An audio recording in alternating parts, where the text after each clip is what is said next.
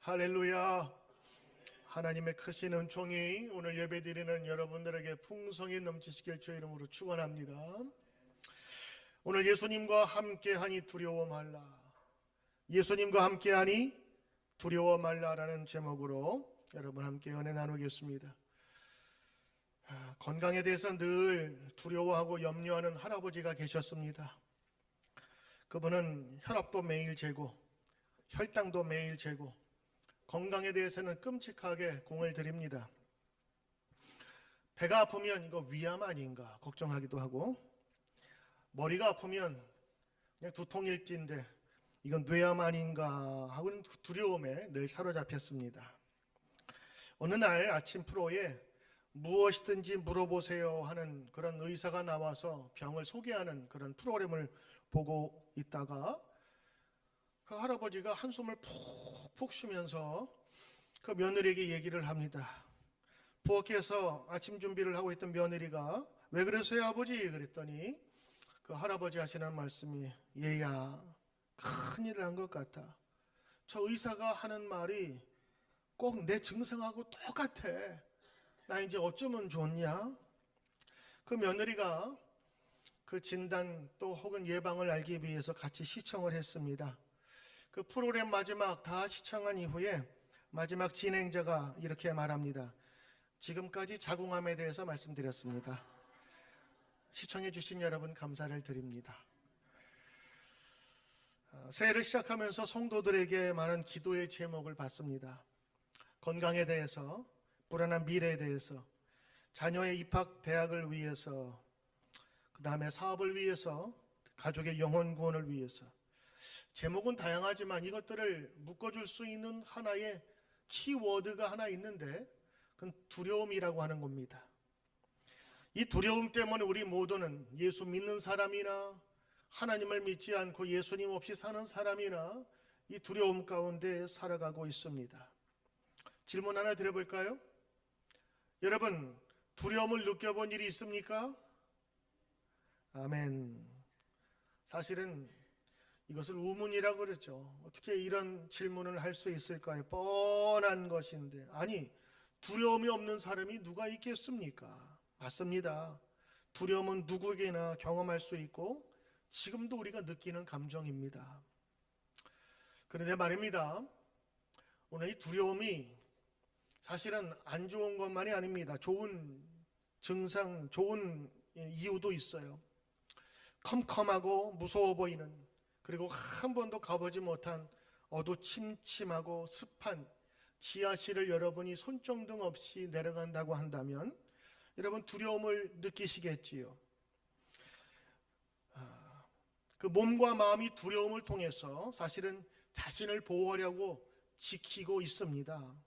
그래서 두려움은 우리의 생존을 위한 감정이라고도 합니다. 우리의 위험에서 보호받기 위한 좋은 감정이지요. 여러분이 두려움이나 긴장을 느꼈다면 그건 지금 몸이 언제든 위기에서 다른 때보다 빨리 도망갈 수 있도록 심장을 빨리 움직이고 근육을 경직시켜서 여차하면 다른 때보다 빨리 도망갈 수 있는 그 조건을 만드는 거예요. 그런데 문제는 이것도 한두 번이지 매일매일, 그것도 자주 그런다면 이거는 두려움이 오히려 그를 살리는 게 아니라 독이 되고 죽이는 결과를 얻게 됩니다. 그래서 두려움은 때로는 자신을 보호하는 기능보다 우리 인생을 불편하게 만들고 정상적인 생활을 하지 못하게 합니다. 그리고 행복한 인생을 방해할 때가 더 많습니다. 아주 극한의 두려움은 사람을 폐인으로 만들어 버립니다. 두려움에 있는 사람은 성공한 사람이라고 볼 수가 없어요. 아무리 돈을 많이 갖고 아무리 높은 자리에 승진했다고 할지라도 두려움에 사로잡힌 자들은 행복할 수 없으며 원하는 일도 할 수가 없는 것입니다. 두려움이란 사전에 찾아보면 이렇게 되어 있습니다. 우리의 몸과 마음이 어떤 상황이나 동물이냐 사람으로부터 위험하거나 불편하다고 여기는 존재에 대해서 반응하는 것이라 이렇게 얘기를 하고 있습니다. 우리를 위험하게 하는 것, 그리고 불편하게 하는 것들이 있으면 우리는 그에 대한 부적절한 반응이 나타나게 되지요. 두려움은 사람을 움츠리게 만들고 최상의 활동을 막고 자신 있게 일하지 못합니다. 사실 두려움은 큰 질병, 디지즈입니다. 믿는 사람들조차 이 두려움을 극복하지 못하고 이 두려움 속에서 믿음을 저버리거나 믿음의 능력을 행하지 못할 때가 참 많이 있습니다. 우리가 두려움을 두려워하거나 또 경계해야 되는 이유는 두려움이 있으면 하나님의 기적이 나타날 수가 없는 것이기 때문에 그렇습니다. 요즘에 중국에서 발병한 코로나 바이러스, 우리가 아는 것처럼 우한에서 발견되고 시작됐다고 해서 우한 폐렴으로 불리는 이 증세 때문에 온 세계가 지금 바짝 긴장하고 있습니다. 우한시는 도로 전체를 통제했대요. 1100만이나 되는 큰 도시를 출입을 못하게 아예 막아버린 거예요. 그만큼 사태가 심각하다고 하는 것입니다. 근데 이 바이러스가 왜 무서운 줄 아십니까? 치료할 백신이 없답니다. 그래서 감기 증세가 있거나 폐렴 증세가 있으면 병원에 가봐야 소용이 없다는 그런 것 때문에 사람들이 더 무서워하는 거죠. 또 하나는 사스라고 하는 아주 많은 사람이 공포를 주었던 그 사스보다 전염률이 10배나 더 강하다, 이런 얘기 때문에 지금 많은 나라에서 긴장을 하고 또 경계를 하고 있습니다. 여러분, 치료만 할 수 있다면 왜 두렵겠습니까? 문제는 치료가 안 되면 더 무서운 거고 두려운 것입니다. 두려움이 왜 무서운 것입니까? 이 치료제가 별 적당한 게 없어요. 두려움을 물리칠 수만 있다면 아무것도 아니지만 두려움의 바이러스가 넘어지게 하고 쓰러지게 하고 그리고 많은 인생을 죽이게 하는 그 질병과 같은 것이기 때문에 더 두려운 것입니다. 그리고 이것은 누구에게나 걸릴 수 있고 가질 수 있는 것인데 사람들은 치료할 엄두도 내지 못하고 그리고 이것이 얼마나 두려운지를 그리고 얼마나 무서운지를 알지 못하기에 더 큰 문제가 있는 것입니다. 예수 믿는 사람들이 알아야 될 것이 있습니다. 두려움은 어떤 막연한 일이라든가 해보지 못한 것에 대한 불편한 마음 정도가 아닙니다. 두려움은 영적인 것입니다. 두려움은 영적인 문제이기 때문에 육의 문제가 아닌 영의 문제로 해결해야 합니다. 두려움에는 형벌이 있다고 성경엔 이야기하는데 요한일서 4장 18절에 사랑 안에 두려움이 없다. 온전한 사랑이 두려움을 내어 쫓는다. 두려움이 있으면 형벌이 있다. 디모데후서 1장 7절은 이렇게 얘기합니다. 하나님이 우리에게 주신 것은 두려워하는 마음이 아니다. 오직 능력과 사랑이다. 두려움은 마귀가 주는 마음이요 마귀가 뿌린 씨앗입니다. 그러므로 하나님이 주는 마음은 두려운 마음이 아니라 평안과 위로라고 하는 것입니다. 마귀는 두려움을 줍니다. 그리고 두려움을 전염시킵니다. 그러나 성령의 능력은 담대함을 가져다 줍니다.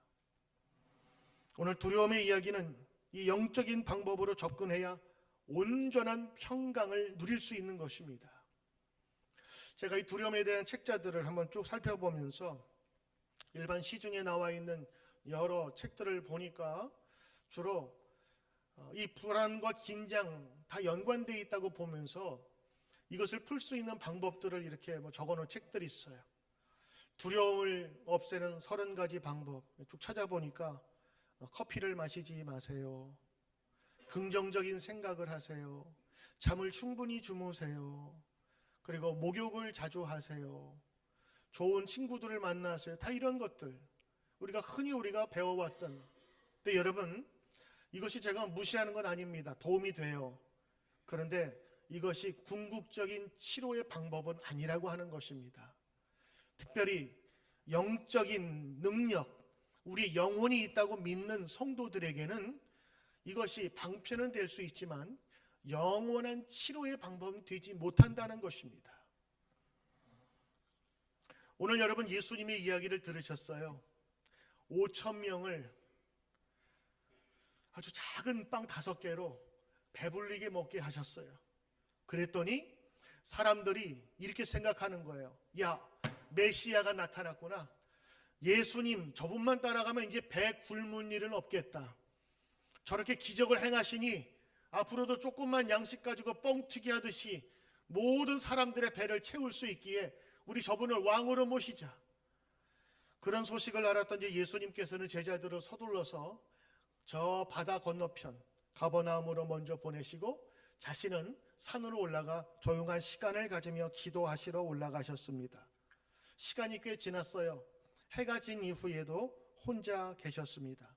그 사이 제자들이 탄 배는 갈릴리 바다라고 하는, 원래는 호수인데 워낙 넓어서 바다라고 부릅니다.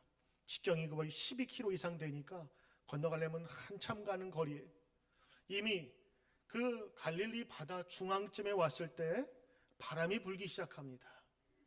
바람이 불면 파도도 일게 되겠지요. 상당히 멀리 나갔습니다. 파도가 점점 거세집니다. 그리고 배는 파고 높이에 따라서 휘청휘청 되고 그 탄 사람들은 배멀미를 시작하게 됩니다. 성경에 보니까 거친 파도로 말미암아서 고난을 당했다 간단하게 써 있지만 여러분 배를 타보신 분은 압니다. 배 타보시면 평온한 배도 쉽지 않은데 이렇게 울렁울렁 되잖아요. 그러면 사람의 속에 있는 게 다 나오고 정신을 못 차립니다. 더군다나 지금은 밤 4경이라고 했으니까 지금 우리 시간으로 보면 새벽 1-2시 정도 된 그 시간이에요. 그러니까 지금 거의 한 6시간 이상을 배에 바람에 휘날리면서 거기서 파도가 치니까 그 파도물이 넘치죠. 그리고 그 파도물에 바람이 부니까 그 추운 냉기가 그 속에서 막 배멀미는 하죠. 그래서 이 고난을 겪었다라고 했던 것은 굉장히 힘들었다는 것을 이야기를 합니다. 캄캄한 바다, 그때 치는 파도는 더 무섭습니다. 놀이공원에 가면 이렇게 슬라이드를 이렇게 타는 게 있습니다. 그 날 때 이렇게 튜브 같은 거 타는 거 뭐 괜찮아요, 재밌어요. 그런데 진짜 무서운 건 뭔지 아세요? 이게 터널이 이렇게 갇혀 있는 튜브가 있어요. 앞이 안 보여요. 옆이 안 보여요.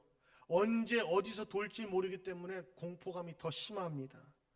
놀이동산이야 다 재미로 탄다고 말했지만 이 배는 살려고 탔지만 죽을 수도 있는 배였습니다.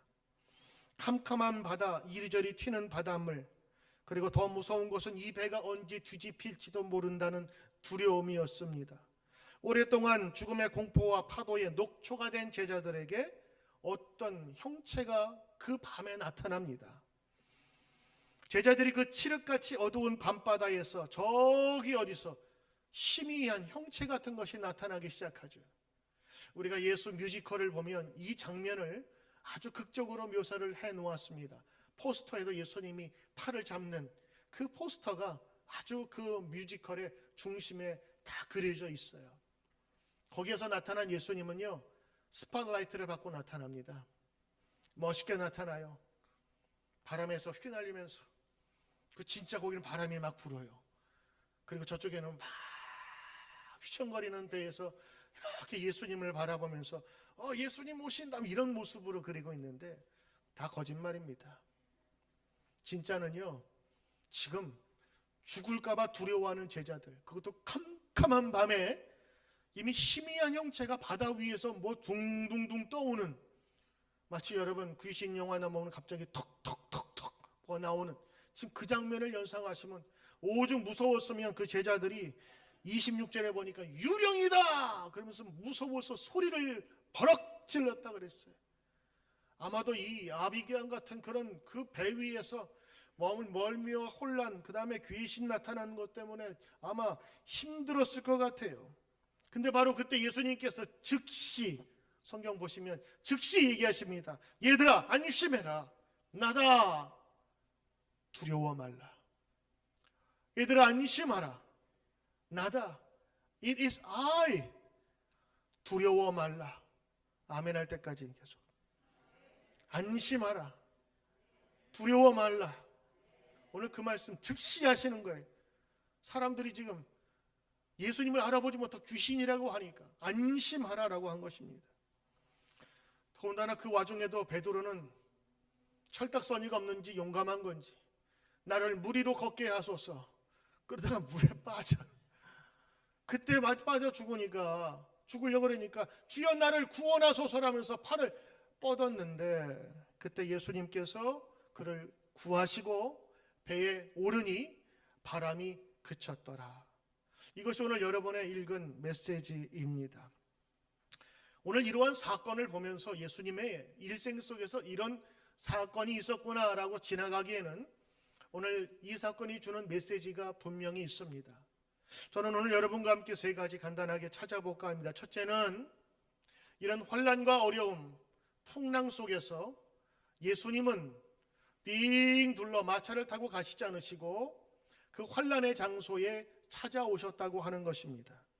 그러므로 오늘 이 사건에서 볼 수 있는 것은 찾아오신 예수님이라고 하는 것입니다.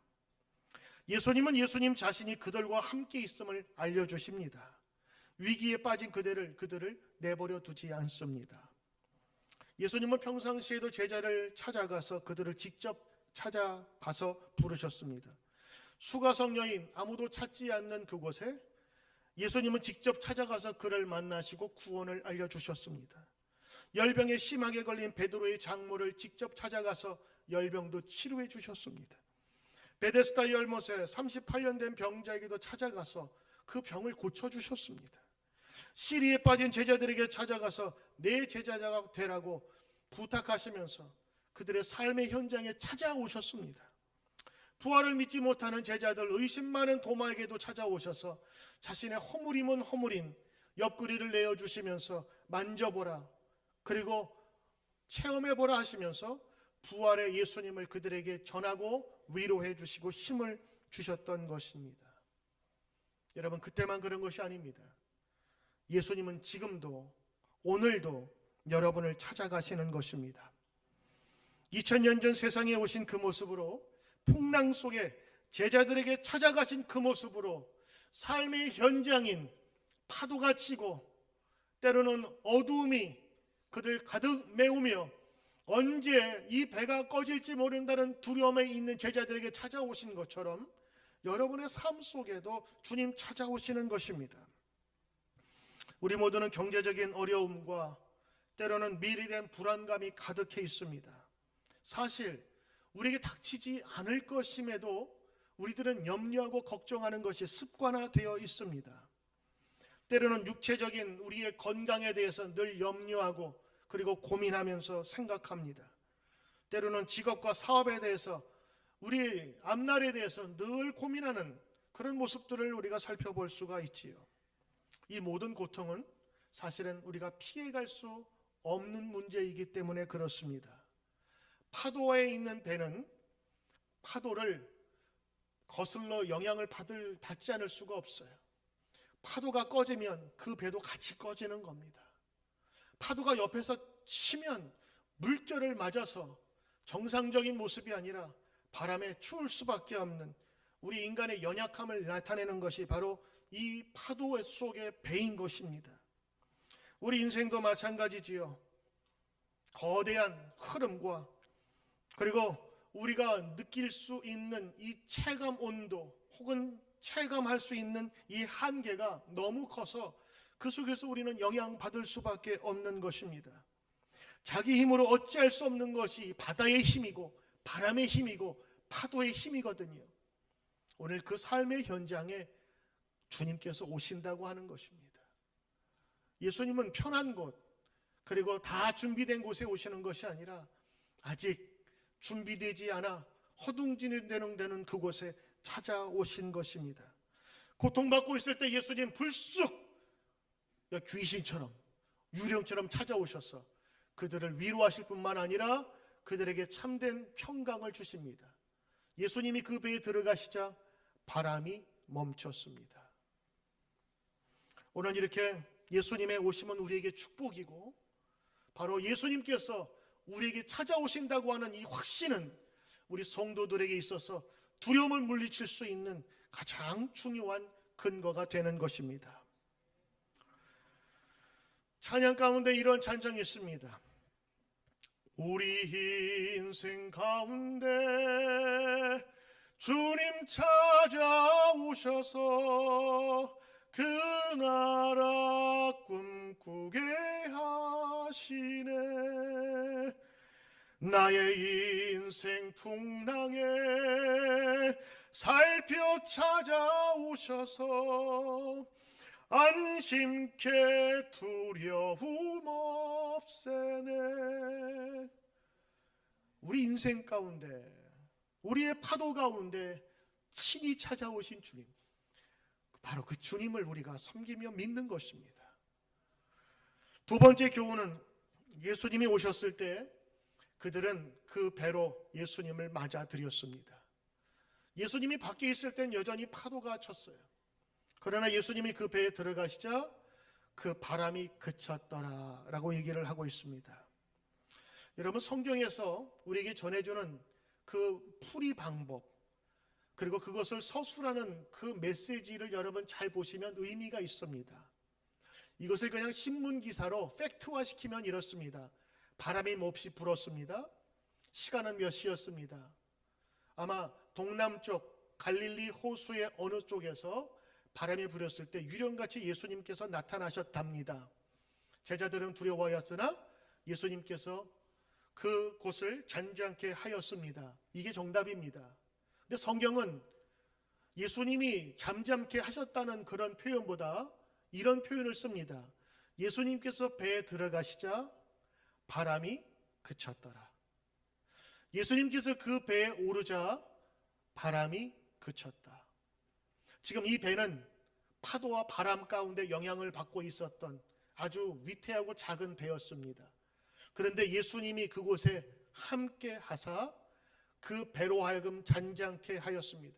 다른 말로 하면 바람이 멎음으로 파도가 잦았고 마지막에는 이 배가 중심을 잡고 안전하게 되었다는 것입니다. 주님이 오시는 것과 주님을 영접하는 것과는 또 다른 문제입니다. 주님이 오셔도 여러분이 받아들이지 않으면 여러분 예수님을 모실 수가 없는 것입니다. 영접하지 않으면 만날 수도 없고 아무 일도 일어나지 않습니다. 오늘 이 시간 여러분 예수님을 만나시길 주의 이름으로 축원합니다. 말씀을 들으면서도 혹은 찬양을 하면서도 여러분 이렇게 기도하시고 소원하셔야 돼요. 주님, 나에게 찾아오시고 나를 인도하소서. 내가 주님을 영접하겠나이다. 내 마음을 열어 내 가정에 오소서, 내 직장에 오소서, 내 자녀에게 오소서. 그곳에 임하시고 함께 하소서. 그 배가 잠잠해진 것처럼 두려움 가운데 진정한 평안이 있을 줄 믿습니다. 독일 히틀러의 잔혹한 독재 정치에 대해서 가장 항의하고 투쟁했던 마르틴 뉘밀러 목사님이 계십니다.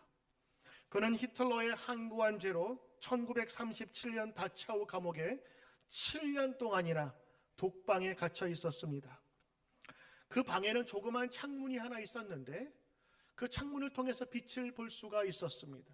그런데 그 창문을 통해서 볼 수 있는 그 장면은 기가 막히게도 교수형에 처한, 그리고 사람들을 종종 볼 때가 있었다고 한 것입니다. 죄인의 목을 매는 밧줄과 교수대가 그 창문에 유달리 크게 보였다고 합니다. 실제로 어떤 날에는 죄인이 교수대에서 대롱대롱 매달려 있는 것을 보게 되었습니다. 얼마나 끔찍했겠습니까? 죽음에 대한 두려움이 온몸을 감쌌습니다. 마르틴 뉘밀러 목사님은 천 바로바닥에서 자다가 가끔은 꿈에 자기의 죽는 모습을 보면서 소스라치게 놀라 깨었다고 합니다. 두려움으로 하루하루를 지옥처럼 살았습니다. 하루는 옥중 감방에서 창문 밖 교수대를 바라보면서 이런 생각을 했어요. 만약에 내가 저 교수대에 밧줄에 목을 맨 채 내가 디디고 있던 의자를 병사가 차버린다면 나는 저 밧줄에 목매어 죽겠지? 그때 내가 죽으면서 무슨 말을 할까? 예수님을 생각하고 기도하면서 자신의 죽음을 준비했다고 합니다. 예수님을 자신을 죽이려는 살인자를 주저하지 않고 그들을 위해 기도하셨지. 그러면 나도 예수님처럼 죽어 예수님같이 천국에 살아야지라고 하는 그런 마음이 들면서 그렇게 살고 싶더랍니다. 그때에 마음에 있었던 두려움이 사라지고 그 후로부터 놀라운 평안을 찾을 수 있었다고 합니다. 성령께서 그와 함께 하신 것이지요. 고통이 기쁨으로 변하면서 신앙의 새로운 경지를 맛보게 되었던 것입니다. 마치 시험을 이기고 나서 천사들이 예수님을 시종든 것처럼 그 몸이 그렇게 가벼울 수가 없었답니다. 두려움이 사라진 것입니다. 이제 그 독방은 주님과 대화하는 속삭이는 밀실이 되었던 거예요. 후에 니밀레 목사님은 석방되었을 때 그때의 느낌을 전합니다. 나는 깊은 산속이나 수도원에서 수도를 하고 세상에 돌아온 것 같았습니다. 여러분, 똑같은 상황이었지만 이 밀러 목사님이 예수님을 따라가기로 자기의 모든 것을 내려놓았을 때, 주님을 받아들였을 때, 주님의 모습처럼 살기를 원했을 때 그 두려웠던 시간이 완전히 변화된 것입니다. 실제로 그를 둘러싸고 있는 환경은 변한 게 없습니다. 하나님께서 그 마음을 변화시켜 주신 것입니다. 그렇습니다. 세상의 노력도 좋습니다. 그러나 영원하지 않습니다. 인간적인 노력은 효과가 있을지 모르지만 금방 지치고 맙니다. 그리고 실증납니다. 영원하신 능력자 되시는 주님 의지하면서 오늘 그분을 받아들이시길 주의 이름으로 축원합니다. 같은 시대에 살았던 리처드 범블라트 목사님, 루마니아에서 감옥살이를 15년 동안 했습니다. 15년 동안 감옥에서 그분을 정말 괴롭힌 것은 감옥이 아니라 마음의 두려움이었습니다. 그런데 성경을 보다가 놀라운 사실을 발견했는데, 성경에서 두려워하지 말라를 성경을 읽으면서 찾아보았더니 365번이라는 거예요. 왜 365번일까? 이 목사님이 생각해 보니까 우리 인생 가운데 매일매일이 365일이잖아요. 그래서 하나님께서는 매일매일 두려워하지 말라고 365번 말씀하셨나 보다, 이렇게 그것을 해석했다고 합니다. 그렇습니다. 우리는 감사보다 원망을, 그리고 하나님에 대한 기대와 소망보다는 두려움에 접할 때가 많습니다. 아니, 두려움은 크게 전합니다. 그러나 감사는 속으로 속삭입니다. 그러다 보니 우리의 인생 가운데 균형 있는 삶의 모습이 사라지게 된 것이지요. 여러분은 감사가 많습니까? 두려움이 많습니까? 아직 오지 않았다면 두려워하지 말고 감사로 살아가는 저와 여러분 되시길 주의 이름으로 축원합니다. 그러면 예수님이 찾아오셨는데도 불구하고 예수님을 영접하지 아니하고 나의 가정과 내 영혼에 받아들이지 않으면 어떻게 될까? 세상 사람과 똑같이 가는 겁니다. 예수를 믿는다고 하는 것은 절대적으로 그분을 신뢰하는 거지 않습니까? 그러나 예수를 우리가 아는 인지적인 관계, 그냥 I know Jesus, I know about Jesus, 예수님에 대해서 아는 사람하고 예수님을 영접한 사람은 다른 거예요. 요한복음에 영접하는 자에게는 하나님의 자녀가 되는 권세를 주신다 그랬지요. 아는 것이 아니라 영접하는 것입니다. 주님을 나의 구주로 받아들이는 것입니다. 능력자로 받아들이는 것입니다. 예수를 맞이하면서도 두려워하는 마음이 있으면 어떤 현상이 나타나느냐? 첫째는 두려움이 있으면 아무것도 하지 못합니다. 왜 그러냐고요? 저도 모르겠어요. 두려움에 사로잡혀서 할 수 있는 일도 효과적으로 하지 못합니다. 제가 아는 어떤 학생은 시험만 보면, 시험지만 받으면 얼음이 되는 거예요. 시험지를 풀 수가 없어요. 왜 그럴까요? 저는 모르겠어요. 근데 그 두려움이 있는 거예요. 아마도 그 시험을 망쳤거나 시험을 보다가 내가 이것으로 말미암아서 잘 봐야 될 강박관념이 이 시험지를 받으면 아무것도 쓸 수 없게끔 만들어요. 두려움이 있으면 할 수 있는 것도 하지 못하게 하는 것이 두려움입니다. 두 번째는 사람이 두려우면 자기 세계 속으로 들어갑니다. 공황장애라는 말 들어보셨습니까? 공황장애는 어떤 공간에 들어갈 수가 없습니다. 대인기피증 들어보셨습니까? 사람 만나기를 두려워합니다. 사람 만나는 자체가 너무 힘이 드는 거예요. 그래서 모든 관계를 하나씩 끊고 자기 세계로 들어갑니다. 방에 들어가서 나오지 않습니다. 무엇을 하는지 알 수가 없어요. 마지막에는 자기 소망까지도 마지막에는 끊을 수도 있습니다. 그래서 무서운 것입니다. 얼마 전에 한국에 아주 유명한 열심히 살아왔던 젊은이 둘이 자기의 목숨을 버렸어요. 구하란가요?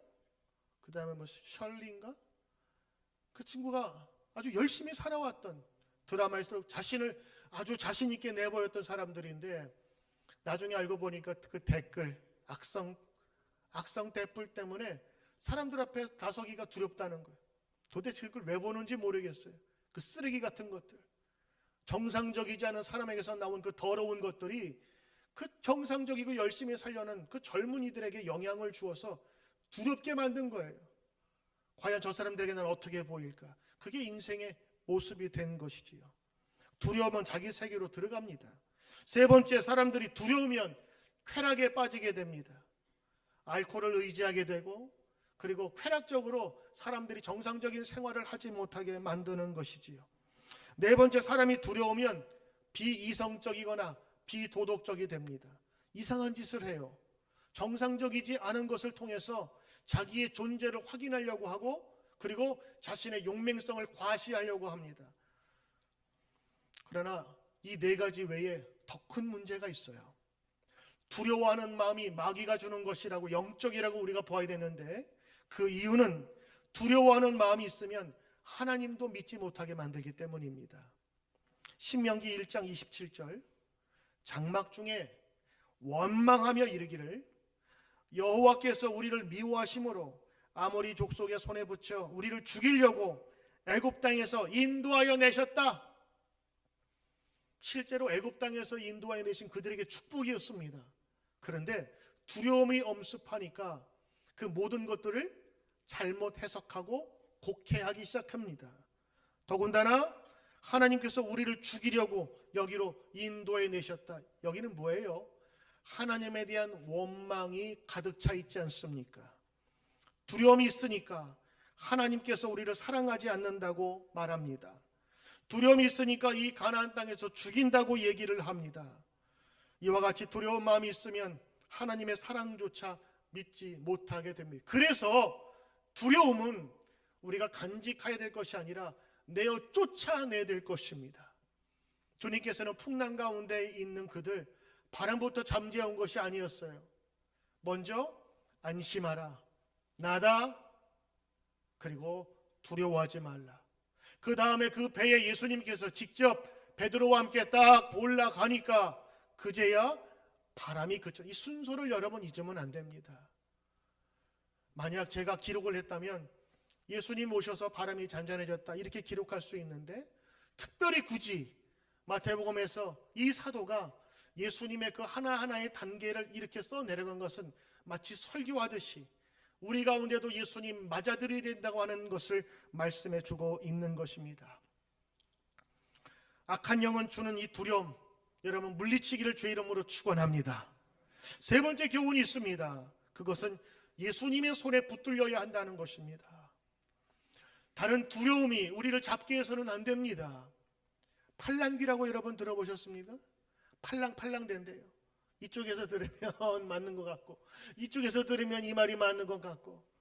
맞습니다. 우리 모든 걸 들을 수 있어요. 그러나 그것이 우리를 붙잡게 해서는 안 됩니다. 아까 언급드렸듯이 아주 건정하고 열심히 살았던 젊은 애들인데 그 악성 댓글에 자기의 목숨을 맡게, 이해가 안 되죠. 근데 그 세계에 살면 그렇게 되나 봅니다. 워낙 사람들의 관계를 못하는 유명인이니까 그것 가지고 세상과 소통을 하는데 온갖 악플에 더러운 말을 자기를 도배해버리니 세상이 자기를 버린 것처럼 여기지 않겠습니까?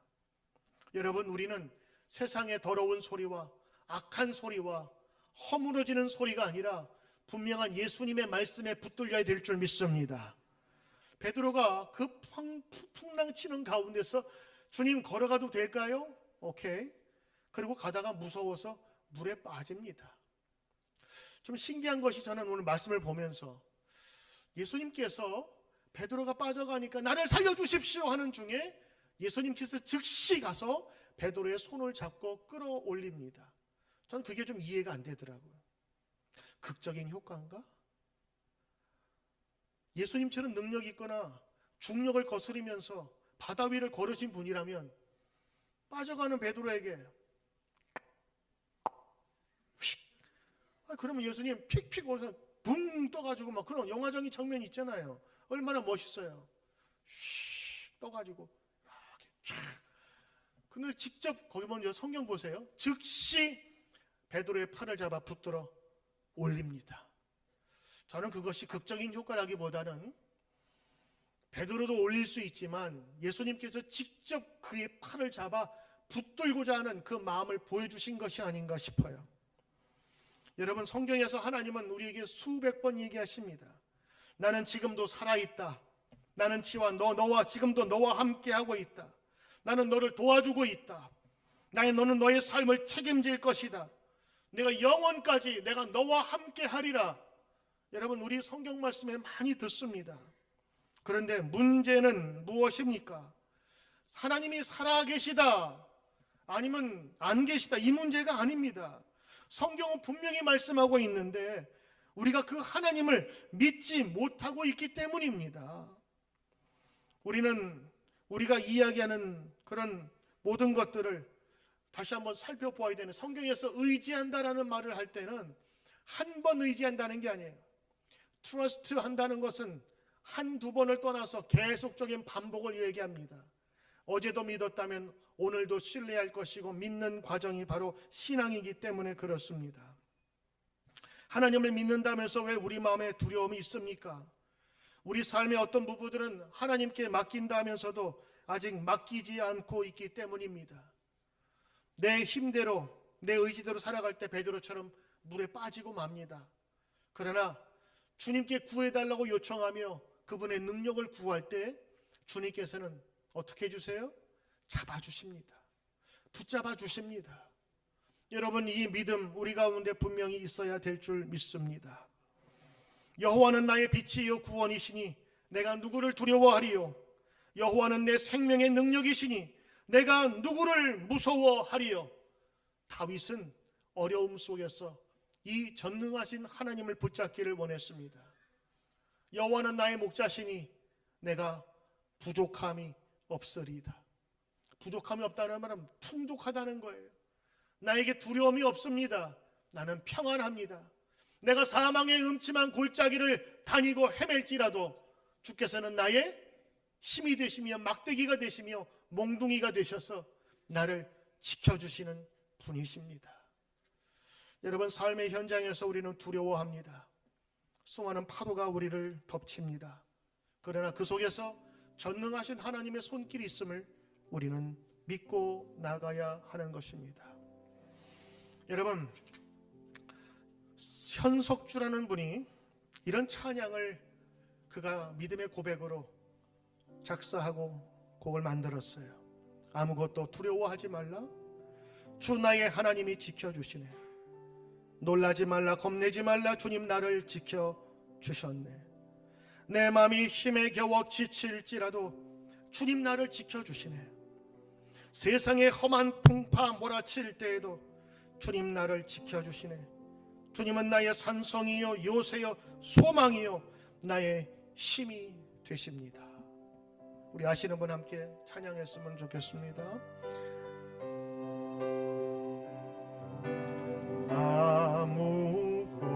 아무것도 두려워 말라.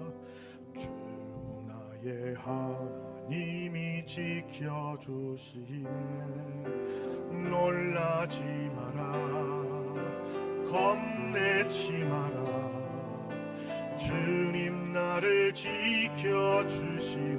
다시 한번 아무것도 두려워 말라. 주 나의 하나님이 지켜주시네. 놀라지 마라, 겁내지 마라. 주님 나를 지켜주시네.